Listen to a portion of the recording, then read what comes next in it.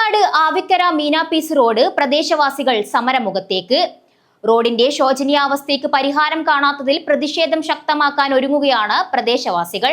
കാഞ്ഞങ്ങാട് ആവിക്കര മുതൽ മീനാപ്പീസ് വരെയുള്ള റോഡിന്റെ ശോചനീയാവസ്ഥ പരിഹരിക്കുന്നതുമായി ബന്ധപ്പെട്ട് കാഞ്ഞങ്ങാട് നഗരസഭ ഭരണസമിതി കാണിക്കുന്ന അലംഭാവത്തിനെതിരെ ഫെബ്രുവരി 25-ന് റോഡ് തടിയൽ അടക്കമുള്ള വലിയ സമരം നടത്തുന്നതിന് വേണ്ടി സമരപ്രഖ്യാപനം നടന്നു.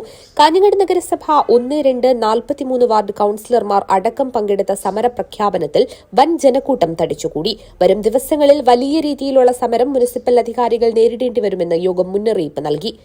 എക്സിക്യൂട്ടീവ് എഞ്ചിനൊക്കെ അയച്ചു കൊടുത്തപ്പം ഇതിന്റെ മണ്ണ് പരിശോധന വേണമെന്ന് പറഞ്ഞ് മണ്ണ് പരിശോധനയും കൂടി നടത്തി. അതിനിടയിലാണ് മുഖ്യമന്ത്രിയുടെ ഫണ്ടിൽ നിന്ന് 30 ലക്ഷം രൂപ കൂടി ഈ റോഡിന് വേണ്ടി പാസ്സാകുന്നത്. അങ്ങനെ 70 ലക്ഷം രൂപയാണ് ഇപ്പോൾ ഈ റോഡിന് പാസ്സായിട്ടുള്ളത്.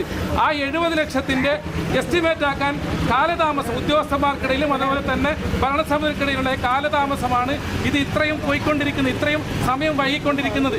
അതുമായി ബന്ധപ്പെട്ട് കഴിഞ്ഞ ദിവസം നമ്മൾ ഈ പ്രദേശത്തെ ആളുകളൊക്കെ ചെറുപ്പക്കാരൊക്കെ ചെയർപേഴ്സണുമായി സംസാരിച്ചു, ചെയർപേഴ്സണെ കണ്ടു.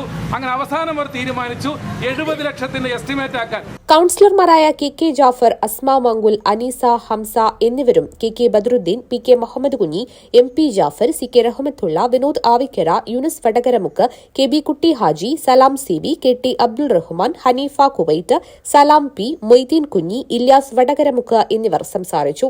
News bureau, Kanhangad.